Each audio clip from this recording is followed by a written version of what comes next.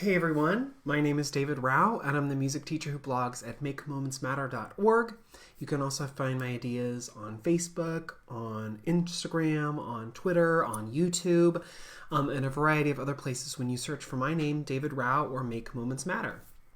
Today is week 13 of the Musical Mondays videos, and I'm excited tonight to talk a little bit about some of my primary grade lessons. I'm going to talk specifically about what I'm doing right now this week in first grade and second grade. First grade is a Nutcracker theme lesson, second grade is a food and rhythm theme lesson, and I'll get to that in just a minute.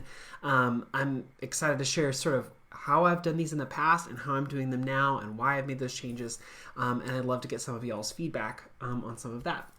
Okay, but before I do that, a couple quick things. If I talk about a book or resource or whatever that you might be interested in, there's a whole page on my blog dedicated to the links that I talk about in these videos.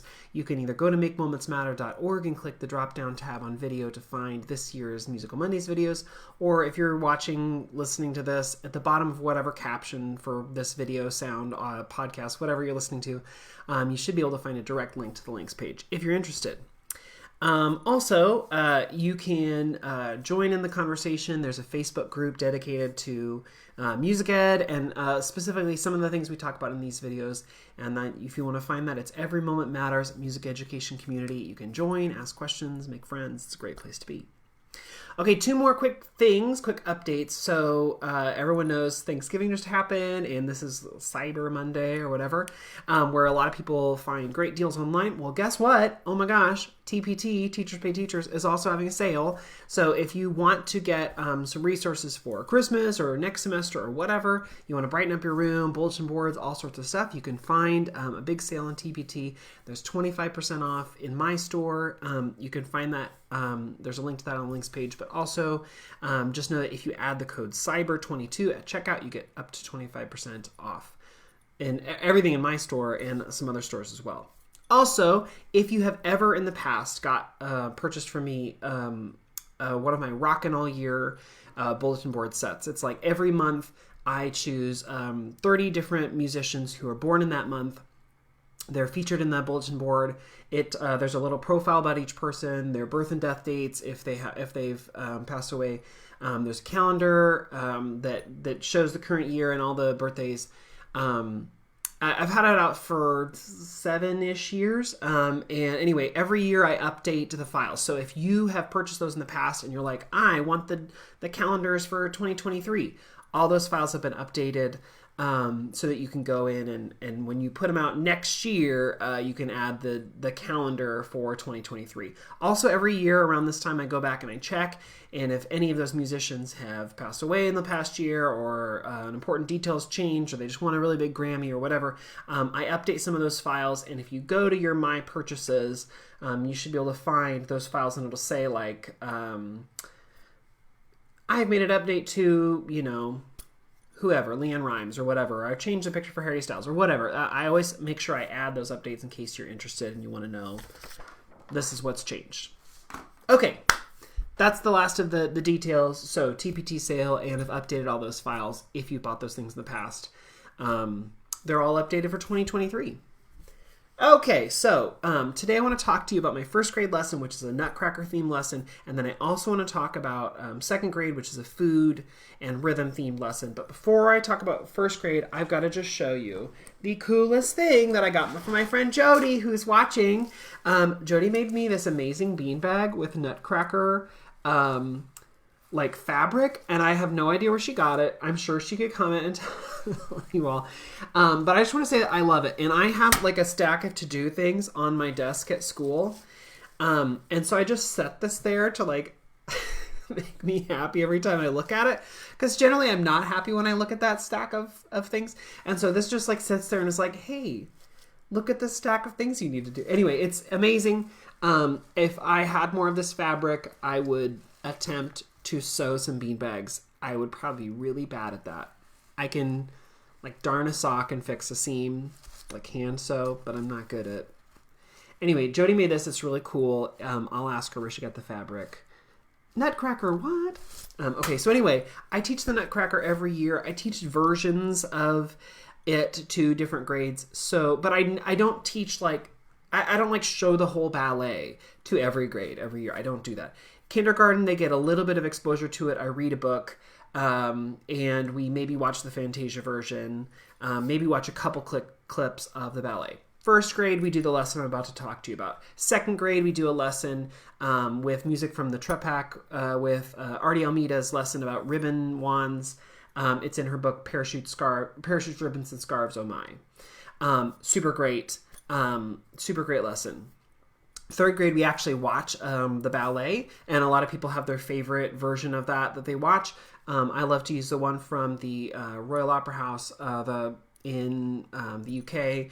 It is like a definitive version. There are a bunch of different versions that are like great versions, and this is a super great one.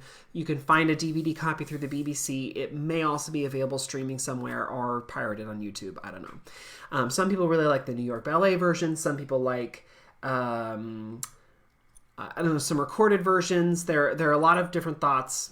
My favorite is the one from the BBC. I just think because it has like some really cool stuff, and it's just really well done. And I've talked in other videos about how I share that. I don't just like press play and let it roll. I'm basically talking the whole time, giving commentary, giving ideas, but I've talked about that before in a different video. So if you're interested, I can link you to that.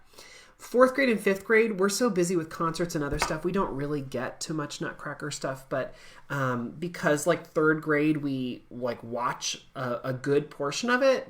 In fourth grade and fifth grade, they don't ask, I don't feel the need to share more of that. And there are lots of other things we can do in December with those grades. But in first grade, for the last couple of years, I've done this lesson with the march, the bum, bum, bum, bum, bum, bum, bum, bum, bum. And I've really tried, because in the younger grades, we talk a lot about contrasting sounds, contrasting sections, tempo, things like that. And so I've been really trying to like compare contrast in this song, because I thought it was a great example of like two different sounds. And I think that it is. Because there's the bum, bum, bum, bum, bum, bum, bum, bum, bum, right? Like that part is easy to contrast with. You know, like the march versus like the running around sort of thing.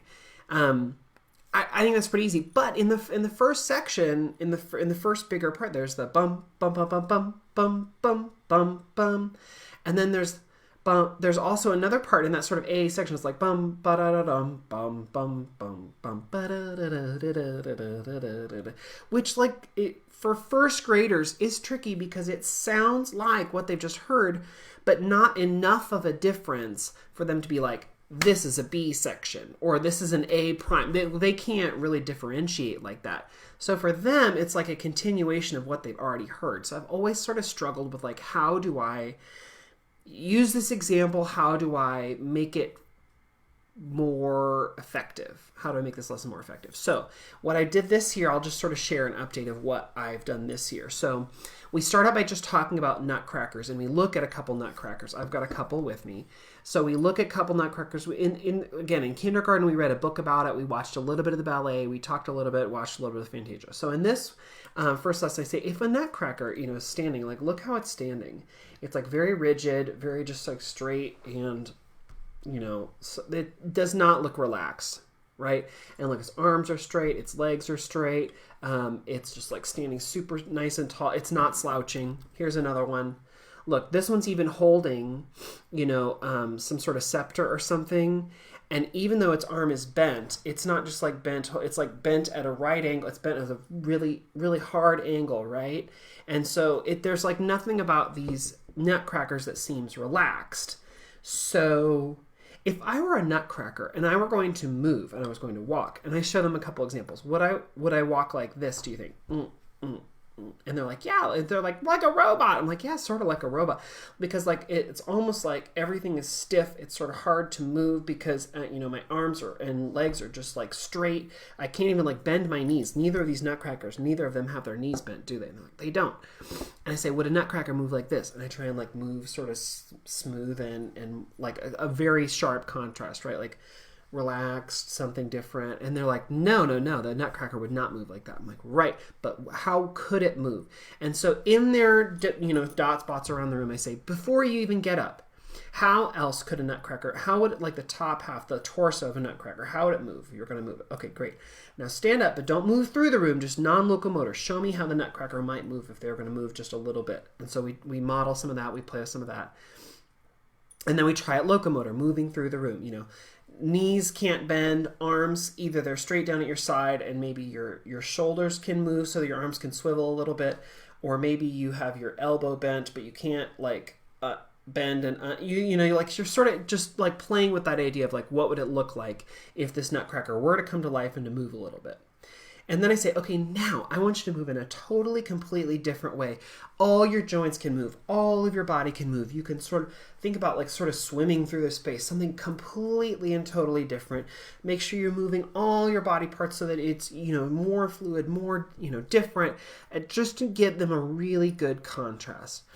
And then we talk about, okay, let's say the nutcracker is moving, but now the nutcracker is like, it's sort of like the Tin Man from Wizard of Oz, slowed down even more. Its joints are even slower, even stiffer, hard to move. And you know, how would it move? And we play with that and I say, now the part that's fluid and excited, can you move even a little quicker? So it's even more different. So there's the slow and stressed out and the sort of, you know, completely rigid, the nutcracker part. And then there's the fluid, moving, excited, faster, other part, right? Okay, so that's just sort of contrasting the bum, bum, bum, bum, bum, bum, bum, bum, bum. That's the more rigid sort of nutcracker. And there's the you know, we're moving and grooving and sort of more fluid through the space, right? That doesn't solve my problem in the A section. So what I came up with was the next step was I sat at the piano and I'd play sort of like chord, chord, chord, chord, chord. Which sort of movement would that link up with? What would that be more like? And then like something, you know, I add the pedal, something a little bit more fluid. What would that add up? Was trying to make those match, you know, help them make those matches between like the movement and the sound, because we're going to do that in a second with a recording from the Nutcracker. So my idea of how to fix that like A section, A prime, like that are very similar, but I want to show contrast. As we're playing the song, I have them start out by moving and walking like the Nutcracker, bum, bum, bum, bum, bum, bum, bum, bum, bum, you know, through that first section. When we get to like the A prime, dun da da da dun dun dun dun dun da da da da da da da, that sort of section, I say, great, keep doing the Nutcracker, but don't move your feet. You need to do it only non-locomotor. Right, so when they do that, they're feeling a very different movement, right? So like the first one is locomotor, they can move through the space. The second is the same sorts of movement, just non-locomotor. They can tell there's a contrast because their movements are very different, either locomotor or non-locomotor. But the actions, the gestures themselves stay the same. They've not moved into the relaxed sort of, you know, dancing part. They haven't gotten to that. So that sort of has helped me solve that, like, how do I explain, yes, it's similar, but it's not the same. So their actions and their movements are still that, like, Nutcracker arm can't really move, but the locomotor versus non-locomotor provides a really great contrast. So if I'm remembering the form right, I think it goes A prime A, B, A prime A. I can't remember exactly. Maybe the second, the last A is shorter. But we just sort of played through it and tried it out today with my first grade class, and it worked so well. And it was just really cool because they did know the exact moment that you switch from like the Nutcracker moves to like the mice moves, like the dancing, moving, you know, relaxed movement. They could tell you exactly where that was, and they could differentiate between where's the locomotor and where's the non-locomotor. So that was really, really cool. At the end of class, we had like 2 more minutes, and I was like, oh, what do I, you know, so we sat down, and I was like, okay, show me more of those Nutcracker moves if you were non-locomotor, if you had to stay in your space. And I had a lot of like arm moves, and I was like, great, okay, keep doing that, except now you cannot use your arms. And they were like, okay. So then there was a lot of like neck bending, neck moving, sort of like, you know, robot-esque, but just with like through their neck. I said, great, but now you can't use your neck. And they were like, okay. And so then I had prompted them earlier, you know, how else does a Nutcracker move? And we talked about, you know, its mouth opens. Okay, so then we had a lot of like, jaw movement. I was like, great. But now you can't move your arms and you can't move your neck and you can't move your jaw. How else are you going to show that stiff Nutcracker movement? And so then it just became really fascinating what they did. I had some eyebrows. I had some kids moving their eyes. I had one kid trying to like flare their nose, like, you know, like try like all these different things to see so they could have these like sort of stark movements. I had kids, you know, like tilting their head, all sorts of stuff, blowing out their cheeks, like all sorts of hilarious things. And it was just so interesting to see what they could come up with when I gave them those restrictions. And then also I imagine the next time we do this, they're going to incorporate some of that in those non-locomotor moments. And it was so fun to try. So anyway, try that out, see, or try versions of that. Or if you like, hey, this was a cool idea, I'm going to add it to whatever my own lesson is. Don't feel like you have to do my lesson, but like just, this is what happened with me today and with my students. And this lesson is developed over 3 or 4 years. And so this is sort of just where I went with it. I'd love to see if you do something similar, sort of what works for you or what has changed for you or how that might look. Okay, so that's my first grade lesson with Nutcrackers. My second grade is another lesson that's evolved. I look back to when I first shared this, and I think in 2019, I shared this lesson with a poem I made up called Everything Stew, where I talked about Thanksgiving and sort of what happens at my grandma's house. So I start the lesson with my second graders talking about, like, what's a food that you ate on the break? Thanksgiving food, not Thanksgiving food. And some kids will say, like, turkey or mashed potatoes or whatever. And then some kids are like McDonald's, and some kids like Pop-Tart. And I'm like, cool. I didn't give you parameters. I didn't say it must be a Thanksgiving themed food. It doesn't have to be. But what's a food that you maybe had? Okay, so we go through all of that. I tell them this long sort of story about when I was little and going to my grandma's and all the food she'd make. And if you're interested in that like intro, like the tale of the what happened at grandma's, I linked it on the links page to this video I did in 2019. It details the whole lesson if you're interested and you want to hear more about that. But I go through and we like learn this poem, chicken, pepper, cauliflower too. Let's go make some everything stew. And we add in, then there's a part where there's like a question answer. What will you add to the stew? I'll put in some pumpkin too, right? So like I give them prompts up on the screen, some different foods that maybe they would add into the stew. Like I said, that's all detailed in a lesson I've already shared. What happened differently this time was I had a really squirrely class who was acting just nuts. It was the end of the day. It's the first day back after Thanksgiving break. And I was like, oh heavens, this is gonna be great. So anyway, I was like, I just need to approach this a little differently. So we did all of the sort of preamble, the talking about everything stew, talking about foods. We did all that the same. I put them into small groups, and then I gave them these bags of cards. And on the cards are different foods. So like this one says popcorn. It says the word popcorn, has a picture of popcorn, a little clip art, and then ta. Here's another example. This one says cheeseburger, picture, word, and then the rhythm, ta-dee, or ta-tee-tee, depending on what you say at your school. Apple cider, ta-dee, little picture, word, right? Okay, so I've got a bunch of these little bags of words, all sorts of different foods, baked potato, tea, popsicle. This specific bag, so if you're interested in getting something like this, I have a set of these with Thanksgiving specific words. So turkey, cranberries, mashed potatoes, sweet potatoes, stuff like that. And then the one I'm showing right now is non-holiday specific. So this is like food you'd see all year long. So like popsicle, mushroom, grapes, all sorts of corn, things that are not necessarily Thanksgiving related. So you could do with either. I like having both for different occasions. With my students, I use the Thanksgiving words. And I have those here. Let me show a quick example. So maybe I can show, these are the Thanksgiving words. So like, okay, cookie, caramel apple, turkey, baked potato, cranberry. There's some overlap with regular foods, cheese, salt, corn, some things you might find normally, but also some words that are very Thanksgiving centric.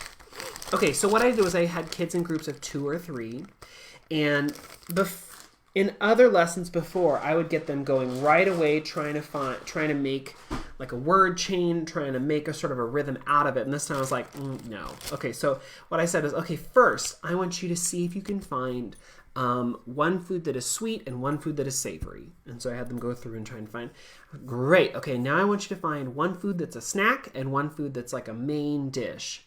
Okay, great. So I went through that. And then I want you to find one dessert and one drink. And so they're pulling these cards. They're looking through, sifting through all the cards. And then I say, okay, now I want you to see if you can find one food. But this food, I'm going to have you be specific. This food, you need to find a food that only has one sound in its name. So for example, like dog, dog. If you clap the word dog, well, it's not a food. That's just a regular word. Or ball, ball. If you clap when you say the word, it only has one sound. Like, let me give you an example of one that has more than one sound. Like if you said like, let's see, if you said baseball, that has two sounds, right? So that would not work for this example. So look through, see if you can find a food with only one sound.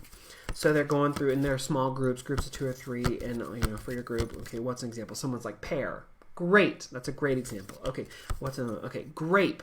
That's a grape example. Okay, so anyway, so they go through and they try that. And then I say, great, now see if you can find a food with 2 sounds. Okay, so they go through and they're trying, cherries. Right, okay, great, let's see. What about popcorn? Sure, exactly. Okay, what about a food with 3 sounds? Great, so we look through, we find some different examples. Cheeseburger, blueberries, whatever. Broccoli. And then I said, okay, now see if you can find it with 4 sounds. They go through and they're looking, okay, they find, different examples. Where am I, for example? Apple cider. I was like, in this batch, where are they? Someone's been messing with my cards. Good Lord. Baked potato. Okay, but they're in there. And then I said, okay, see if you can find a card with 5 sounds. I know that there are no cards with 5 sounds. And then I was like, I'll give you $10 if you can find a card with 6 sounds. And they're like, oh, and then they're looking, can't, they don't exist. I'll give you $30 if you can find a card with 7 sounds. And then kids are like trying to piece 2 cards together. I'm like, nope, 1 card. So we went through and did that. And then I said, you know what? When I was asking for 1 sound and 2 sound and 3 sound foods, did I give you help at all with that? And they're like, no, you didn't. I was like, what about the cards? Did the cards help you? And they're like, oh, yeah. And so then we start talking about like there's a connection between the ta and the rest. That's a 1 sound. Or I say, look at all your 1 sound foods. Is there something similar? Yeah, all of them should have a ta rest. What about your 2 sound foods? All of them should have a ta, ta. What about your 3 sound foods? Now this is where it gets tricky because it could have a ta, ta-dee, or a ta-dee, ta. Okay, but 4 sound foods, they should all have ta-dee, ta-dee. So 2 sets of 8th notes. And so when they're going through, they're now realizing, oh, the sounds, the syllables match the rhythms that are on the cards. Okay, great. So I say, actually, I don't know if you've noticed this, but on the wall, I have examples of all of these different food, or all these different sets of sounds. So like here's one, ta, rest. And its ring is purple around the outside. I say, okay, can you find an example of this? Ta, rest, food. Okay, so they already sort of did that. We go through and I say, find a 2 sound word, 2 sound food, 3 sound food. Really the trickiest are these 2. The yellow card has ta, ta-dee, and the blue card has ta-dee, ta. Can you find a food that is a ta, ta-dee food, a yellow food? And so they go through and they look through things, foods that are ta, ta-dee. Okay, and we find those. And I say, now can you find a blue food, ta-dee, ta?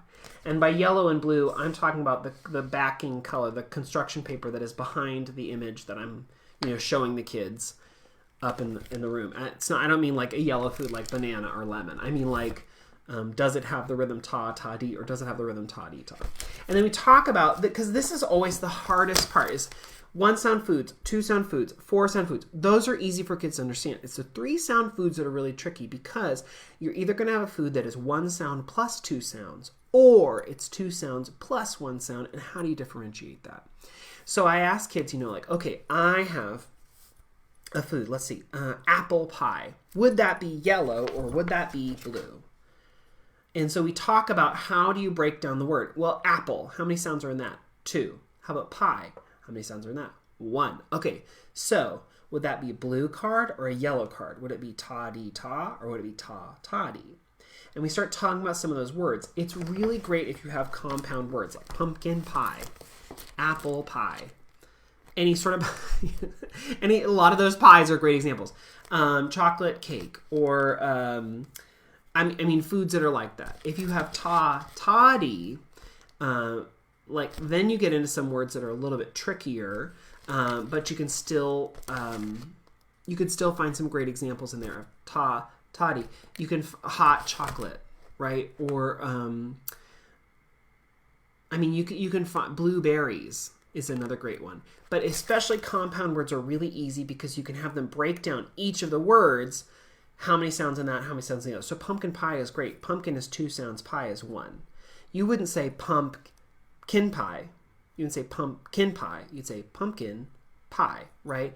And so having them sort of differentiate that. So in this lesson today, what I did differently was I had them look at foods first, and I talked about the sounds in them before I ever talked about the rhythms.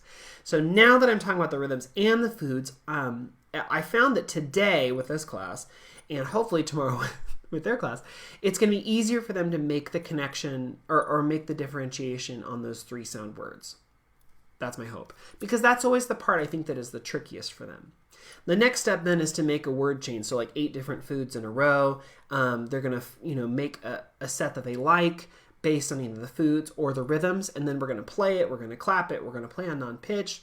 What my kids are going to do is we're going to write down and save these. So if you get these rhythm, I call them rhythm sorts, and I have them on my TPT. I call them rhythm sorts, but if you get these, one of the things in there is there are 30 different food words. All of them have one of these 5 different bricks of the pairings of rhythms. And also there's a worksheet in there. So what my kids are going to do is we're going to make our word chain with the foods, and then we're going to write it down, because later on in the year, my students are doing a concert based around foods. And so we're going to bring these creations back and we're going to perform them for parents. So something that we've done directly in the class that is actually tied to the curriculum, we're going to bring that back and perform it for parents. And sort of share sort of what we did in the process. So I'm taking lots of pictures, and I'm saving a lot of things, but they're going to save those word chains that they make in the next lesson, and we'll bring those back. I'm not going to tell them that now, but I'm going to save all their worksheets and we're going to bring them back later. So in this lesson, it's more just exploratory. It's understanding the cards, it's understanding the foods. It's trying to help them see the difference between on those 3 sound words. And just sort of get a better understanding. That's why I started out with like find a sweet food, find a salty food, find a drink, find a dessert, find a whatever, just to like get them familiar with the cards, to be really looking through and understanding, so that when we do start doing more things with the cards, they already know what foods are there. They already are familiar with the process. They've touched a lot of cards. They've seen a lot of things, and they know sort of what they might like. But that all starts with sort of more exploration in this specific lesson. Like I said, if you want to see the whole Everything Stew lesson, all the things that are involved, I shared that video in 2019. I think it was 2019. And I linked it on the links page in case you're interested, in case you want to see that whole lesson. Okay, and a couple more things if you're interested. If you're like, this is a cool thing, I wonder if there's a book for that. Oh my gosh, there are so many cool books. One book that I really like that I've shared about before is this book called Freedom Soup. This is by Tammy Charles and Jacqueline Alcantara. Super cool book about, talking about, this is a great one for New Year, and it also talks about Haitian culture. It talks about, creating this food together, and ties in a lot of history and culture from Haiti. It's a really, really, really cool book. Definitely check this out from the library and see if this would be right for your classroom. Another fun one that would be really easy to add in, a couple really quick ones that are food related and are fun. This one is actually... It's like a leveled reader. I think I got it as a cast off when they were like getting new leveled readers. It's called Dad's Vegetable Soup. And it on every page, they're talking about different things that they might put in, how they make the soup. Now we have to cut up the vegetables. We need a big pot of water. We need a big ladle. But it's the thing I love about it is it has really great illustrations because, again, they're trying to teach kids to read. So they have simple words and then really good illustrations that help kids understand what those things are. So like ladle especially is nice. Salt and pepper, all the things that help kids understand what actually is going on in the story. You could absolutely tie in like the Very Hungry Caterpillar by Eric Carle because it eats, one thing at a time. If you wanted, you could go back in and then, you know, clap out, find the rhythms for each of the foods. So like apple, pear, plums, strawberries, oranges, chocolate cake, ice cream cone, pickles, Swiss cheese, salami, lollipop, cherry pie, sausage, cupcake, watermelon. I mean, you could go through all those things. It's a super fun book, and I'm almost certain that you already have this in your school library. And then one more book that's really great that I've used for a bunch of other lessons but would work here too is called Chewy Louie. I've shared about that on another occasion. Really great book where the dog eats all sorts of things that he's not supposed to eat, like the deck or the table or the toys or whatever. And so that would be fun to sort of contrast, like what's a food, what's not, but then also like, can you find those rhythms of those other non-food words anyway? And it's like a cool extension. One more extension, I have like 3 or 4 interactive games that are really fun.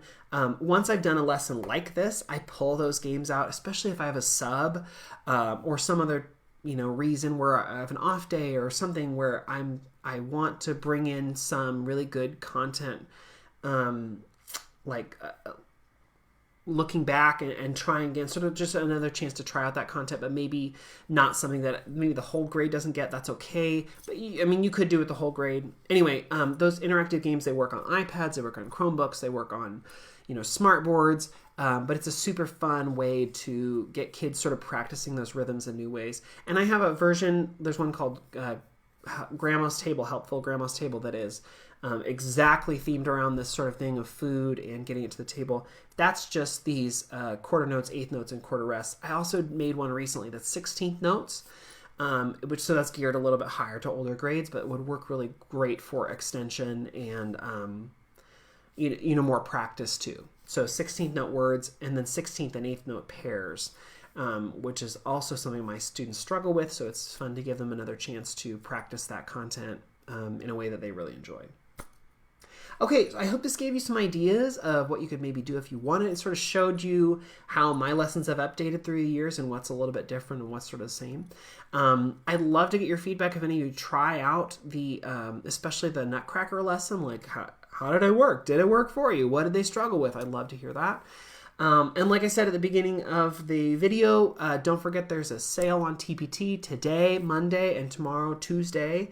Tomorrow's the 29th, and it ends tomorrow at midnight. If you use the code CYBER22 at checkout, you get up to 25% off. There's a link to my store on the links page if you're interested. Okay, everyone, thanks so much for joining me on Monday night. I hope I'll see you again next Monday night, and have a great week with your students. Bye, everyone.